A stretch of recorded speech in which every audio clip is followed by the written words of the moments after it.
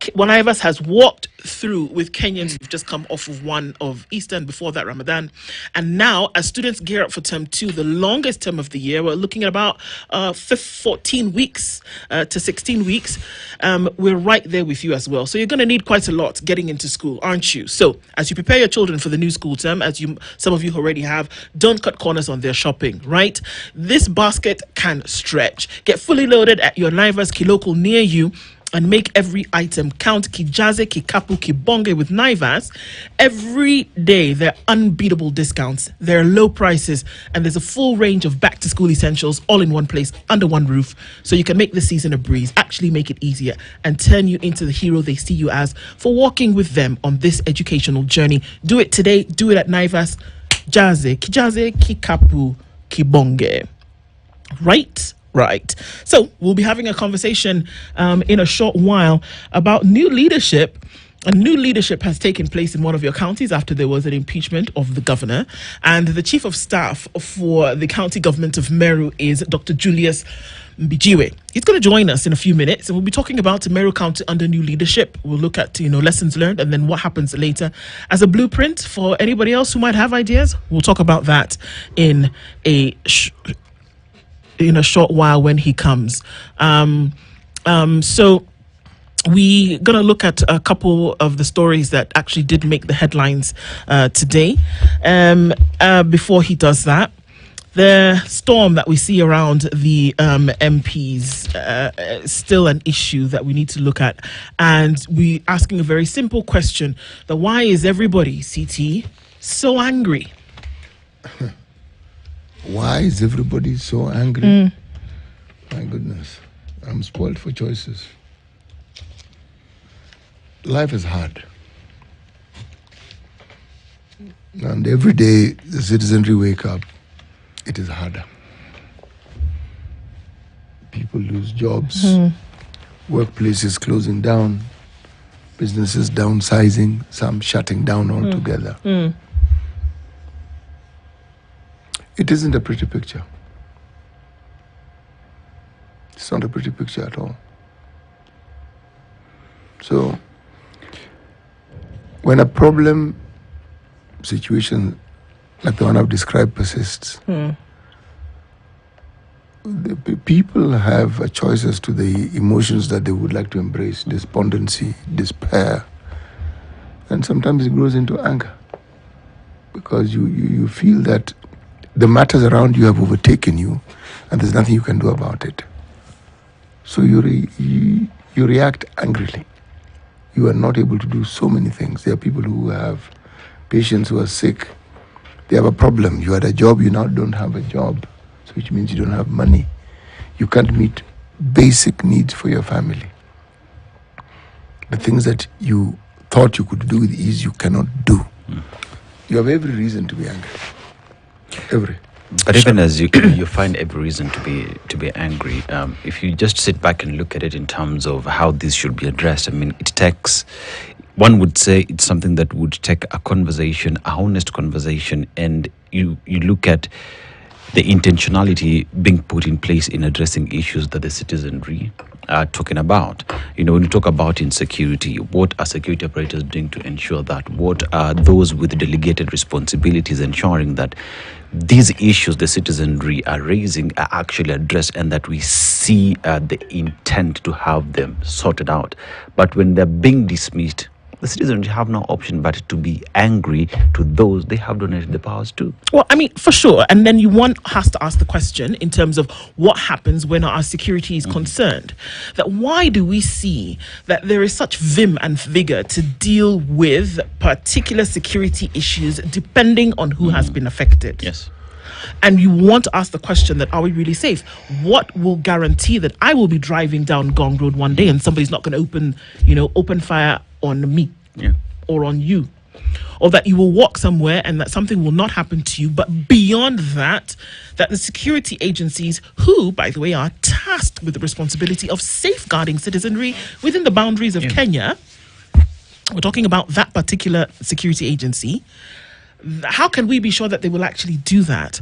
Or if something does happen, how can we be sure that these security agencies will then take on the responsibility of finding out what happened? And we have to ask the overarching question today of whether we are safe. Are we safe when it comes to this? That can you be sure that, because look, the fellas who did this, who we're talking about this slain member of parliament, the fellas who did this in that moment, who knows what they were thinking? Who we don't know. There's wild conjecture about what possibly could have happened. But in that moment, doing that, they believed that they could get off on this motorcycle or whatever it was and take off and run away. And they're somewhere today, probably listening to this conversation or any others that have taken place. What do they know? That nobody's going to know the better and nobody will find them. Why do you think they think that? Because it is not the first time something like this has happened. And it is not the first time that will be that somebody will then be able to take off. So are we really safe when it comes to security in the day? We just had a news clip of the Cabinet Secretary for Interior saying that Kenya is now a safe country and we are thriving and everything is okay. Is it really? Can you be guaranteed that you will not be, number one, abducted, kidnapped or shot in the head by police officers when you're trying to secure your land? By police officers when you're trying to secure your land, shot in the head. Whether you're an 8-year-old girl or whether you're just a completed high school student or whether you're one who's just started university. That's the profile of 3 out of the 6 people who died. By the way, I'm not making it up. These are actually people who were killed on Monday by security agencies. So the question is here, are we actually in a safe place where you can say, well, you know, walking down the street, nobody's going to mug me, kidnap me or kill me? Let me turn this thing on its head a little bit and ask the question. If you work for our security organs and you feel that you are actually not safe among the citizenry, or as a citizen who happens to be someone who works within the security organs of the nation, and all these problems that we say citizens have are members of the security organs included? Yes, they are included. The same, they buy from the same shops. Everything that we have, they have in terms of needs, in terms of families. Now tell me, if you have this situation where despite years and years of seeking to have your living conditions changed, your working conditions changed, to actually have a situation where you are enabled to do your job as you should. Have you ever noticed the number of police officers who walk with shoes which they clearly bought for themselves? Yes. Not standard issue. Okay? The places they live in and so forth. Now, take this group of people who have their own personal issues and they have the power of violence, and then put them in a volatile situation. If they're under pressure, you've actually given them more pressure. What do you think is going to happen? And then let me take that thing to a possible further conclusion.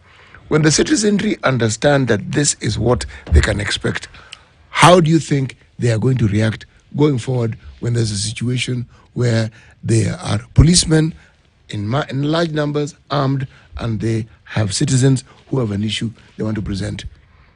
We are slowly but certainly fermenting a volatile situation. It has already begun. It has, yeah. What story did we see just coming out yesterday? A vehicle rolled over. There's a policeman, a police officer in that vehicle who clearly needed help to be able to get out. What did the people tell him? Gisort, my friend, essentially. Sort out yourself, Mituzoya. You, if you live or die tomorrow, we don't care because you have shown us it may not have been you, but the body that you represent have basically shown us that you can take us out. And unfortunately, CT, there are too many examples of that same thing. Too many examples whereby just on Monday night, remember the profile that I shared of 3 people out of the 6 who died? Tell me what an 8-year-old girl who was shot in the head. In the head would have done that you will now tell me that she posed a threat or that she was disrespecting the security agency. Tell me how. Tell me how. How someone is shot from the back is posing a security threat to an officer. Shot from the back. Clearly, he was running away. It's the same incident that happened in Parliament, and people are asking the difficult questions. People were leaving Parliament on the day when the number of deaths that happened. They were leaving Parliament. They were running out of that Parliament, compound. and this happened. Yeah. So, I have never believed that two wrongs make a right. Yeah. Neither have I ever believed that there's justification for violence. Neither have I ever believed that there's justification for meeting harm on another human being. I find it difficult to reconcile. However, I find it increasingly easier to reconcile with reasoning when somebody says, you know what? We have seen too many an example whereby you've not been able to guarantee our safety. If anything, you've been agents on that harm on us. Yes. Whereby there should be a symbiotic relationship. Somebody watching a video whereby a police officer in another jurisdiction, and I wouldn't say that because I have actually had I've seen incidences of people have very, very good conversations with the police. Somebody's willing to help you out. Somebody's car stops on the side of the road. You even see police helping to push the thing, kind of thing. There's that relationship. But it just takes one incident for somebody to say, oh, hang on a minute. All I need to do is open my mouth and somebody's going to shoot me in the head. Yeah. Should we be having that kind of relationship whereby the folks who are supposed to guarantee and secure your safety cannot or will not? You see, when a certain narrative then becomes preeminent and it takes hold of the conversation on the relationships that we have with the security forces are an arm of government. Yes. It also bespeaks of the sentiment that the citizenry have towards their government. Absolutely. That disconnect the schism is growing. Yeah. You see, CT, when you talk about security officers in this country and the government that is, remember this is a group of individuals who are minority in the country. Understand what I mean? And here's a question where, as citizenry complain and ask, are we safe and secure in this country under the minority? Let's look at it from the flip side of things. Do police officers in this country today, with all that is happening, feel as though they are safe among the citizenry? And if they feel the contrary, that they are not, why is that the case? It's because they have created an environment where the citizens themselves do not trust that police officers will protect them and take care of them. So it is a situation where both sides feel insecure, but one has been perpetrated by constant abuse of the powers given to them. You know what is strange about this is that if this country didn't have a functioning police service, the chaos we would see would be in fact, it would be globe-trotting insecurity. The security apparatus actually does work. You do not need scores of policemen to shoot at people for you to understand. You just need one person. One. And suddenly the entire service has been tarred with that brush. Just one. Yeah. Because these deaths that we spoke of in Meru, they were needless. Completely. They were absolutely needless. You know, these things arose in an earlier time, and that's where community policing and so forth came in, to try and see how best you can improve the relationship that the citizenry have with the citizens. How the police service is used by those who are in power speaks to the situation we're talking about. Police don't order themselves to go and to a place to they do not. They are given instructions. Yes. So thank you very much for that. See, so who are the police for in Kenya? It's them. They're for us. It's for us. It's for the people. Yeah, for the people. Isn't it? Yes. But they act on orders.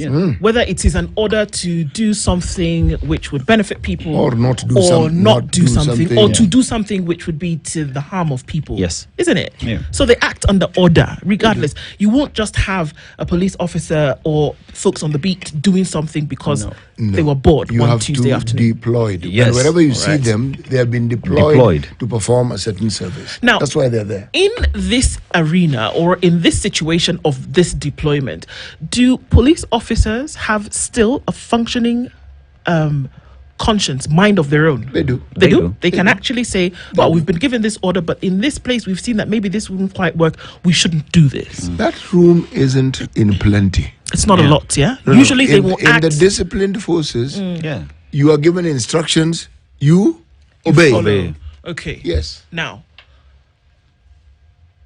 in the event that something was happening whereby it was clear what the mood was, everybody and their uncle in June 2024 knew why these protests were taking place. You can't pretend like you didn't know. Yeah. It was, everybody knew. In Kenya, in the region, the world.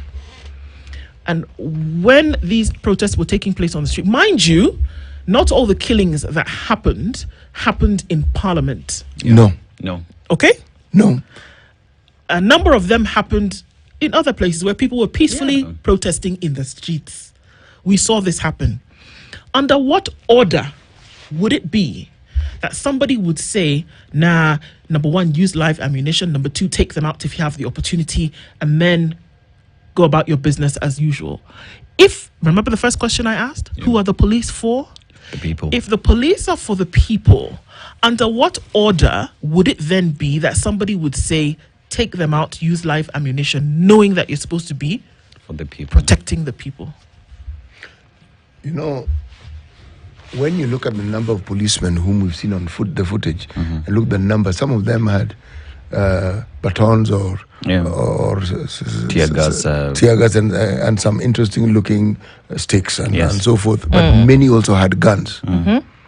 Consider for a second, if even 5 policemen fired into a crowd, would we not have seen very many more people dying? Yes, a bullet moves faster than ran. Yes, exactly. Yeah. Now, in the cases that we've seen, if we go by the documentary, there was one individual who was singled out. Yes. In each of these incidences, of even the deaths that occurred before people went to Parliament, it was an individual who was killed. It wasn't a hail of bullets. We're told it was a shot. It was a shot, yes. Now, who put that person in that place? I recall during those demonstrations on the expressway, witnessing, because the traffic slowed down to observe, there was a police officer in these ninja garments that they wear, positioned on top of the aiming at the crowd. Okay? So the question I ask is, and this one I need because I need to understand it. What is the logic behind shooting into a crowd that is demonstrating peacefully? What is that logic? From a vantage point. Yes. Essentially, you are targeting, you want to see who it is, you want to shoot. Why do these people need to be not shot at? Shot. Why? Okay, let's say shot at. Why? What's this logic? The demonstrations for the bulk of that period were very peaceful. Yes, they were. They were peaceful, and then they were not. And when they were not, it was clear that those who had begun demonstrating were not the ones who were breaking into shops, looting. Because, man, days we saw people just walking about, going about their business. So now, so if you want to connect, yes, CT, if we want to ask the question about whether people are actually safe, and this is something that we want you to help us to answer later, because, let's just have this conversation, all of us, and let's be very, very open and honest about this.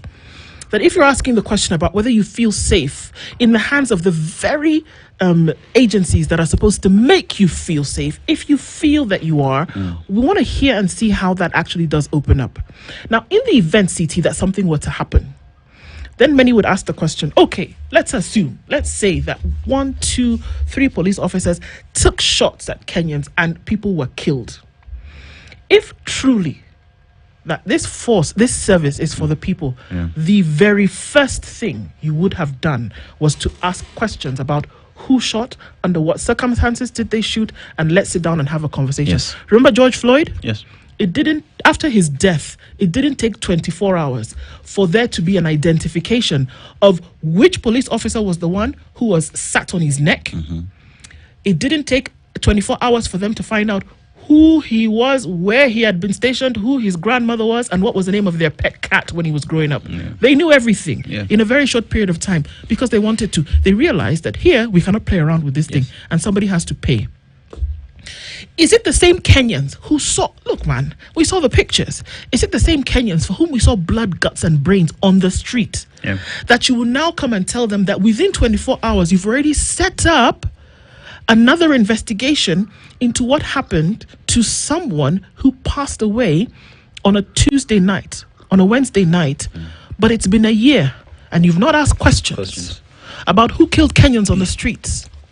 It's been 3 days after Monday night when 6 people died at the hands of police and nobody has told us who shot these Kenyans. We've been told people were transferred. Do you, honestly, with my full chest and full open questioning, Do you really expect Kenyans?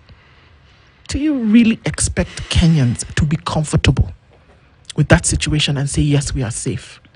Do you? This is not about feeling remorse for somebody who's passed. No. It's difficult for any Kenyan right now to tell you that they feel safe under the leadership and the police in this country at the moment.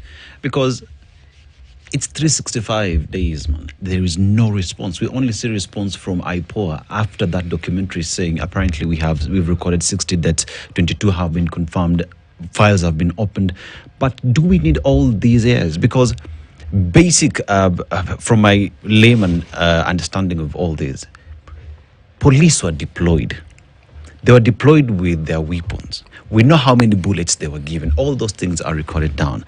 By the time they are coming back to the stations, they returned their guns. They returned them with the number of bullets that were inside. Have we taken record of why did you release this bullet? What were the circumstances? Have we taken those bullets through ballistics? Have we taken bullets from Kenyans who were shot for us to say, we are doing ABCD, these are the rifles, these are the police officers, and this is the report? Because as CT says, police and DCI do investigations, report are there, but implementation of this report remains what? Silent. But when it comes to someone who's considered to be a prominent individual in the country, who has been donated powers by the citizens of this republic, they are killed. We see what is done. Committees are formed, and even the president addresses himself to say, let investigations be launched immediately and let's arrive at the root cause of the same. But the same president in June said what? Those were treasonous individuals who are out there to disrupt the peace of the country. Connect the two, please. I said, okay, leave. Okay, I said, leave June. Let's say June 2024 was far. Abi, it's far. It's been a year. Okay. Monday in Transmara, Narok. Innocent people were killed because they were defending the land upon which they've grown up on, lived on. And even the people who were killed, we will say that they were the aggressors in any way, shape, or form. Monday. Have you heard, beyond the IG of police Kanja and the DCI boss Amin sitting in a baraza on Tuesday morning, did you hear that they said they've identified the police officer and now we are bringing him to court? Beyond Senator Aaron Chariot saying that you must bring these people to book? Beyond that, have you heard that somebody was arrested? Have you heard that somebody was asked questions about what they did? All they did was they took them and then they moved them. It's like cards. Yeah. Do you know what? You know when they shuffle cards in a deck? You know you don't get new cards? Yes. It's the same cards that you're shuffling that deck and you're playing your hand with the same cards. What am I saying? You take the same cop who blew the head off of an 8-year-old girl and you take them somewhere else. They're taking that and they're transferring. You're not transferring the cop. You're transferring the bad manners. Yeah. Let me add a little salt to this particular brew. The people who have this land. This story goes back to 1953, 1954. Yes. It's not yesterday's story. The ownership of that land was titled. There are stories about the issues of titles, the cancellation of titles, and occupation of that land. As I said, they are stories. If indeed those titles were revoked, if indeed, then the National Land Commission has to be brought into the spotlight, because in the absence of the issue of that title and the ownership being a matter of concern, there would have been no need for confrontation, and no one needed to have been shot at, no one would need to have died, and that whole slew of very high-ranking officials would not have needed to go to Transmara to say whatever it is they did. And the CS for Interior would not be saying the things he is saying now, if that man could just keep quiet sometimes. The things, what on earth? We have a serious situation, and there are very many moving parts. Title deeds. City, title deeds. And even the residents themselves say there is a court order that has stopped further demarcation of that land. Yet we have government agencies and surveyors going to survey that land and further demarcate that land against what? The court orders. And they are there with police officers who are supposed to enforce the court order. So what are we dealing with? What are we dealing with? A government that does not respect the law, I'm sorry to say. Because surveyors are from the government. It's the government who deployed them. The police officers are not there to enforce the court order, but to disrespect the court order. You know, a situation that in and of itself appears to be something that a conversation would resolve. But when you start looking at the details, as I said, there are so many moving parts. And you have to ask, surely, what on earth is going on here? What on earth? Assurances that you've transferred the officers so that you'll be able to actually have what? An investigation without interference. Okay, let me just ask a question. What exactly are we investigating? Hey, Jamini. We do not know who did the shooting. We do. We do. If we know the people who died, we do not know who actually did the shooting. The number of officers who went there are known. By name. Yes.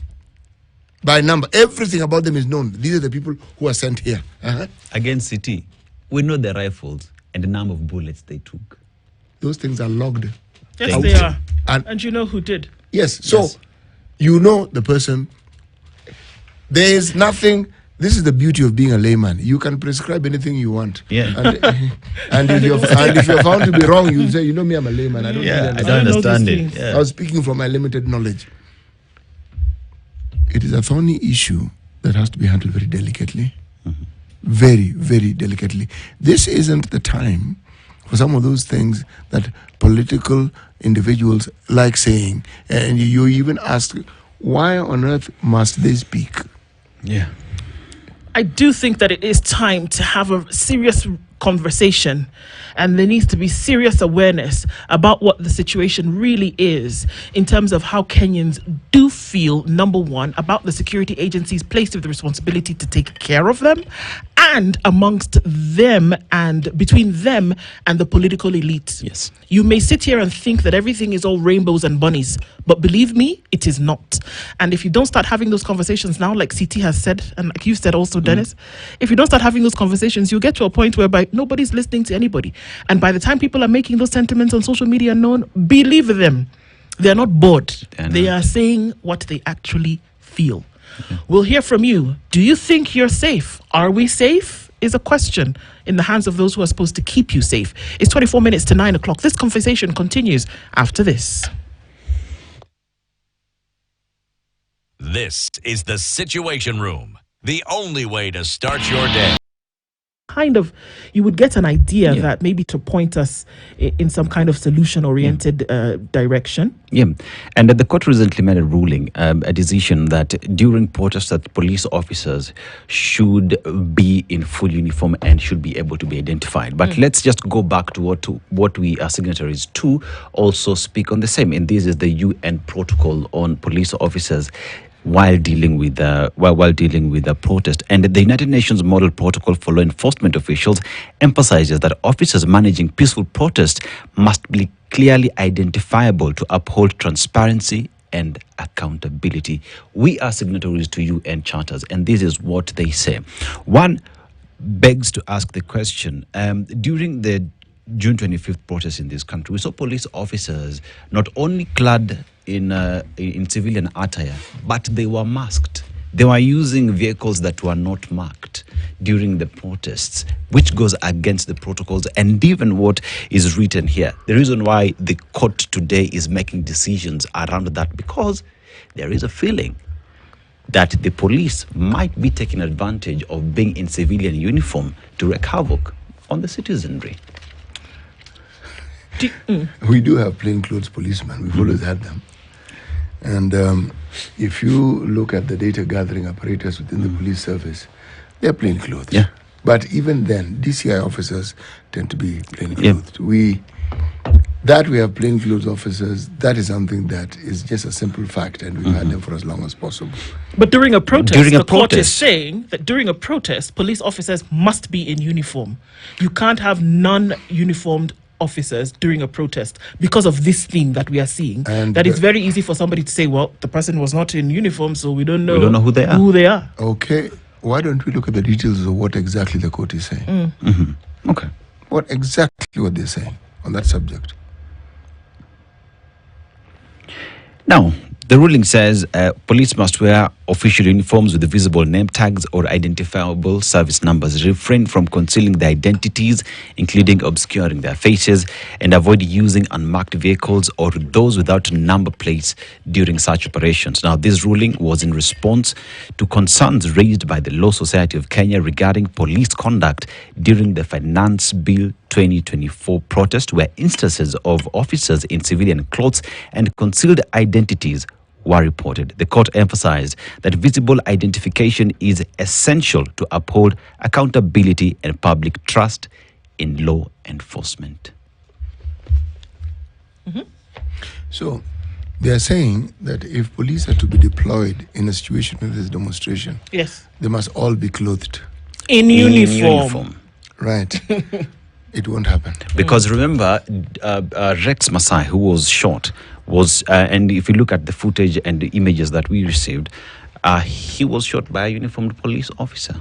Not uniformed, civilian police officer. Well, then, do we know whether it's a police officer or not? You see, this is a problem. Yes. We don't know. Yes. Number one. Number two, protests around the world have always occurred.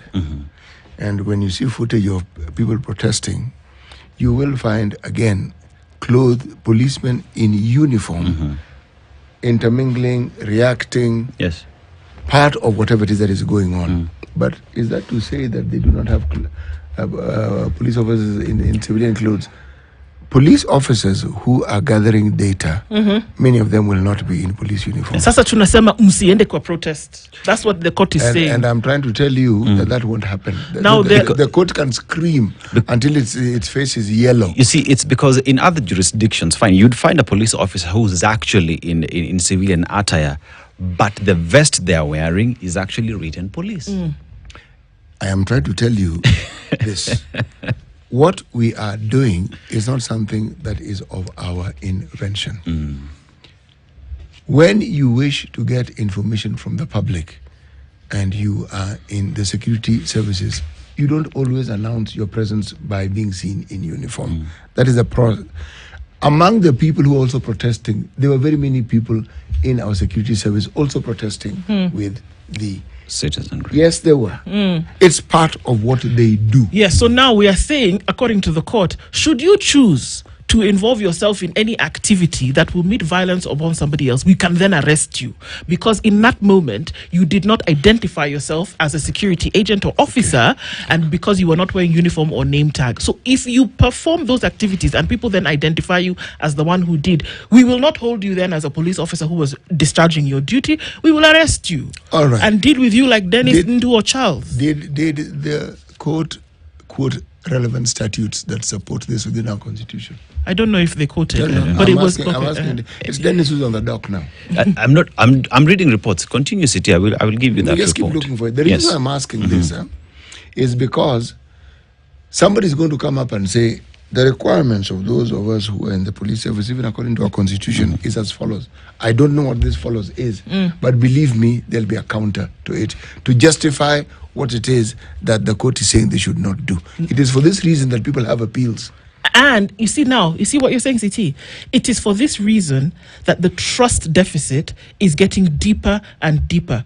Because if somebody says this will not happen, or that the likelihood of this order being followed to a T is dropping tremendously, then one has to ask. Remember what you said about these police, they don't do anything. The police, not these police. The police don't do anything outside of orders. No, they don't. So somebody is asking, it's not just the guy who heads your garrison in the army or the guy who heads your service station who may be giving the order, that how much further up is this order coming?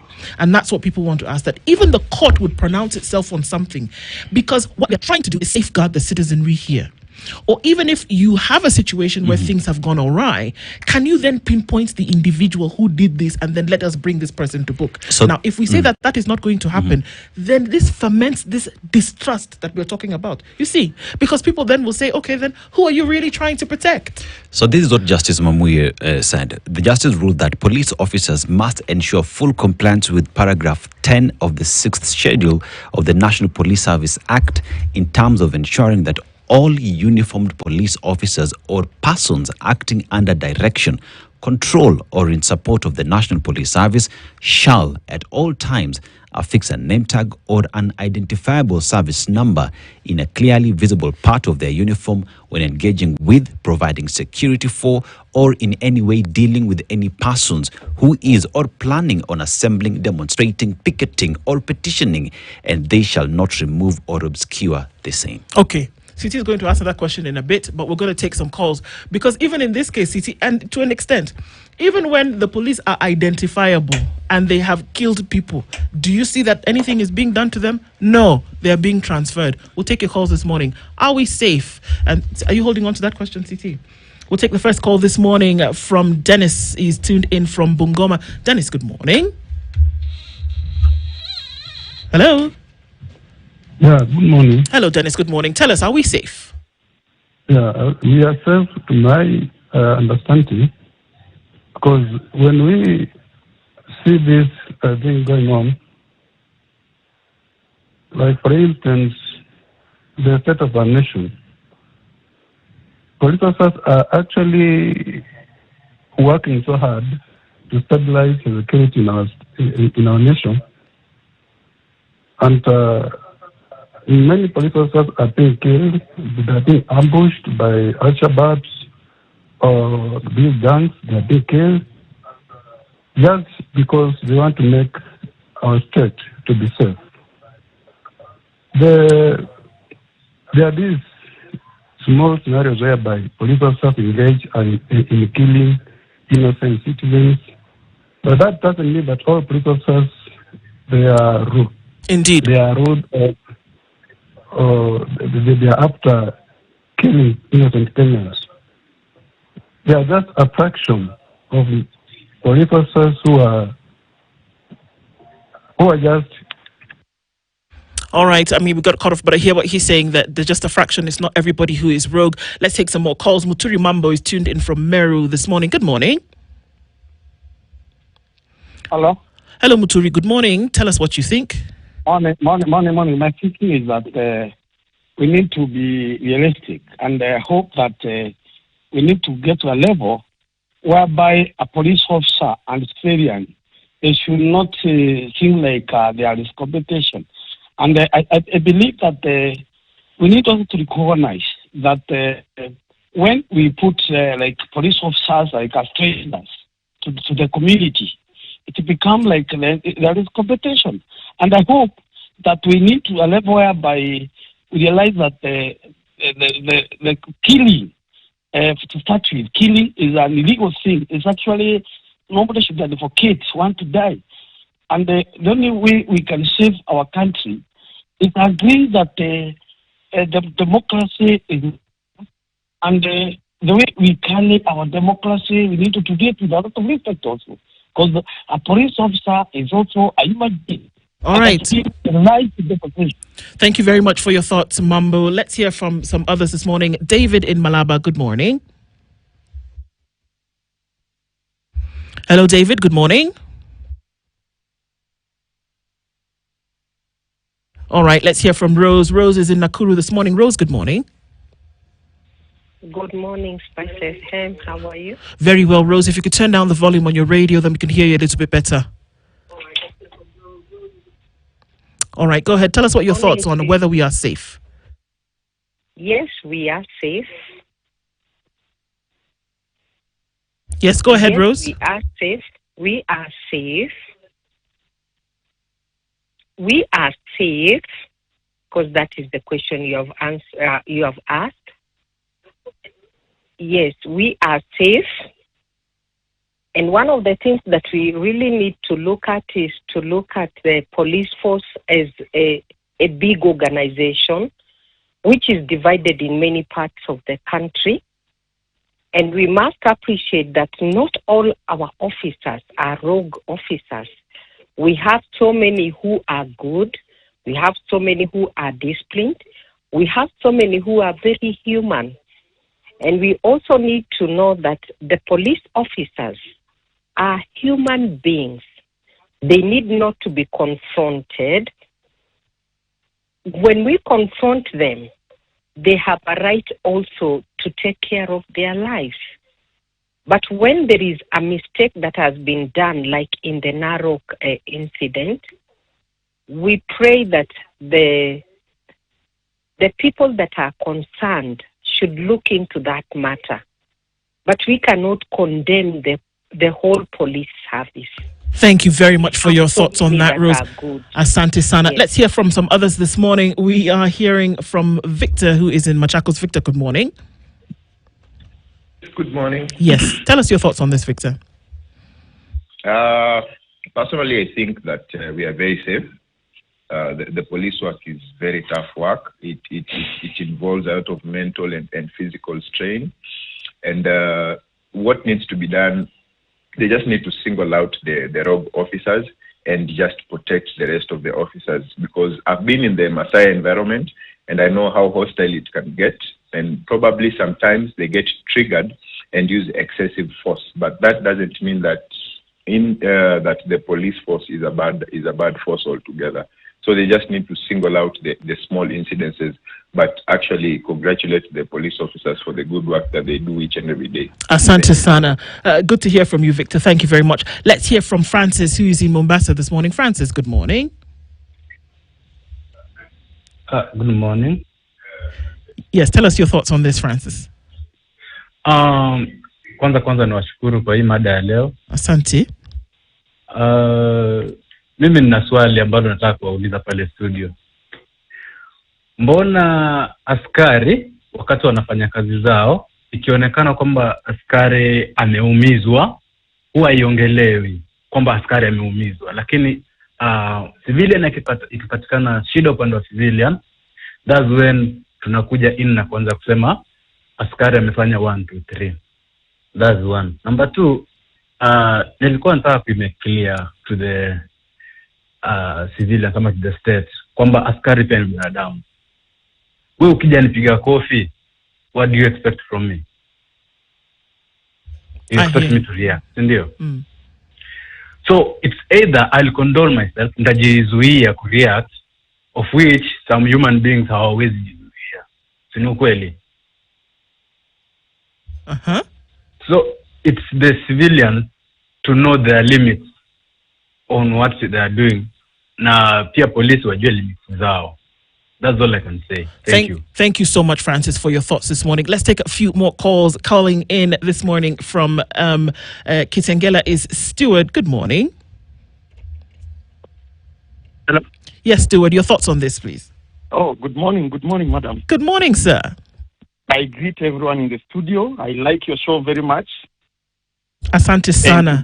And today, I really appreciate the topic that you are highlighting. Now, on this one, I think as a society, first, we are living in a society that is depraved, and some sort of people are not limited to their actions because of the challenges they are facing.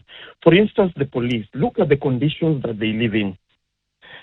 Some of them, they are not well taken care of, and that leads to frustration. So you deploy somebody who is frustrated to a task, you will find that person not delivering that task according to the requirements that have been given there. That is what I can say. Number 2, based on the civilians. Now, there is no other way civilians have found on how they can express their grievances other than going to the public or even on these protests that we have been seeing to express their views, because the civilians are unheard. So you find that it gets to a very, very delicate situation where people who are supposed to counter that particular activity are not actually in a position to, because they are frustrated. That is the police. Whereas these people are expressing their grievances again, they are in need of immediate results to be seen. So this is a position where we shall end up blaming one another because there is no proper facilitation of these services.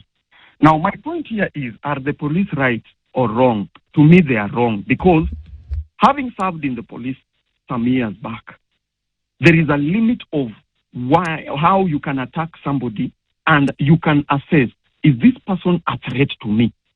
Okay, so there are ways in which they can be assessed.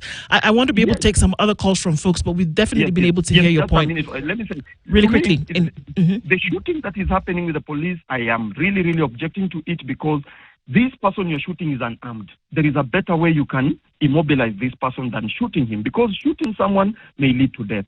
To me, it is not a proper way of handling civilians. Stuart, thank you very much. Let's hear from Khalifa, who is in Mombasa. Good morning.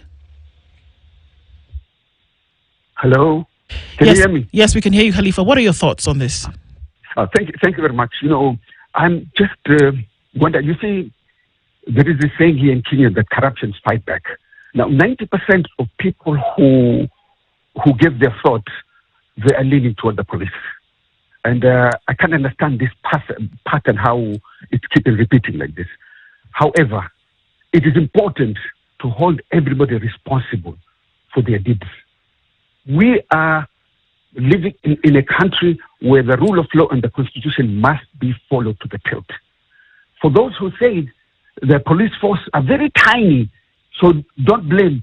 So there are 60 million Kenyans. Now those who commit crime say, I know they're very few, just leave them. Let them commit crime. Don't take them to jail. This doesn't make any sense.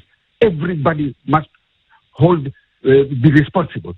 And who should do that? The IG, the top. Wacha hii kuzungumza habari askari ndani ya piga risasi ndani nini? No. The BBC report, it is very clear. Somebody was saying uwa. Did they really see this one? His face, what did the IG do? Nothing. And this is not the first time. We had Wagala massacre, 2007, 2008. Okay, we have so many massacres. Nothing is happening. Because it is state-sponsored. Let us speak the truth. State-sponsored. Khalifa, thank you so much for your truth this morning. I want to take one more caller before we go to this, but thank you very much for calling in. We'll hear from Amos in Bomas. Quickly, sir. Good morning. Yes, good morning. How are you? Very well, thank you. What are your thoughts on this? My thoughts are, first, we are safe, apart from a few cases. But again, as we said, I think I agree with the city that police always act on orders. Now, we sometimes blame this police down here. We fail to blame their bosses. And when things go bad, then now their bosses always, they don't take the responsibility. So I don't know, until that time when we will have police officers who also have their mind, they can work on their conscience. Instead of working on orders, then nothing will happen.